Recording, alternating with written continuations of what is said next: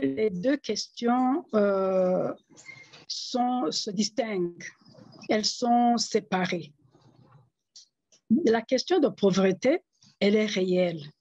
Il y a la pauvreté au Burundi et c'est connu et c'est reconnu par tout le monde, y compris le chef d'État lui-même. Est-ce que la pauvreté vient du fait que les Burundais ne mangent pas ceci ou cela? Je pense que l'enrichissement ou la richesse ne vient pas de ce que nous mangeons, mais de ce que nous produisons et que nous rapporte. C'est ça qui va nous rendre riches ou pauvres. Ce n'est pas ce que nous mangeons. Alors, la question de manger les vers de terre ou les crapauds ou d'autres choses comme ça, c'est une question de culture. Notre pays a sa propre culture, notre pays a sa propre identité. Il y a des choses que nous ne mangeons pas, il y a des choses que nous mangeons. D'autres peuples ont des choses qu'ils mangent et que d'autres ne mangeront pas. Maintenant, c'est vrai que la population burundaise aujourd'hui, d'une manière générale, il y a la pauvreté, il y a la faim. Ils sont vraiment au désarroi, si je peux dire. Est-ce qu'ils ont faim parce qu'ils ne mangent pas les crapauds et les vers de terre et tous ces autres insectes? Je ne pense pas. La question de production agricole et production de l'élevage, c'est une question fondamentale pour l'économie, pour le développement de notre pays.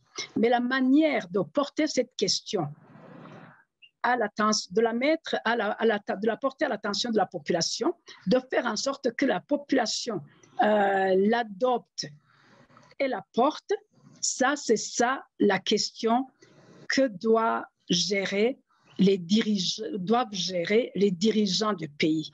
Les dirigeants du pays ont cette responsabilité d'adopter des politiques qui permettent au pays de se développer, qui permettent à la population de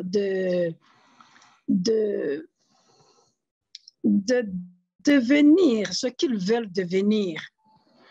Mais ce n'est pas en se moquant d'eux.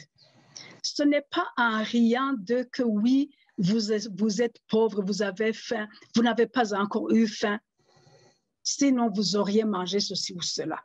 Non, ça c'est un langage qui peut même blesser. Imaginez une maman ou un père qui n'a rien à donner à ses enfants, qui ne sait où donner de la tête parce qu'il n'a rien, il ne voit rien.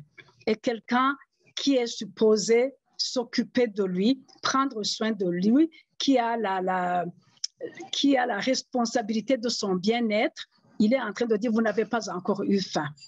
Je pense que ça peut blesser et je pense que ce n'est pas ça vraiment la tactique qu'il faut utiliser. Il faut des stratégies qui propulsent notre population dans le développement et ces stratégies vont devoir être adoptées par les dirigeants, le gouvernement, en d'autres termes, et le gouvernement, tant qu'il n'aura pas cette politique qui invite toute la population à se joindre à lui pour développer le pays, nous n'y arriverons pas.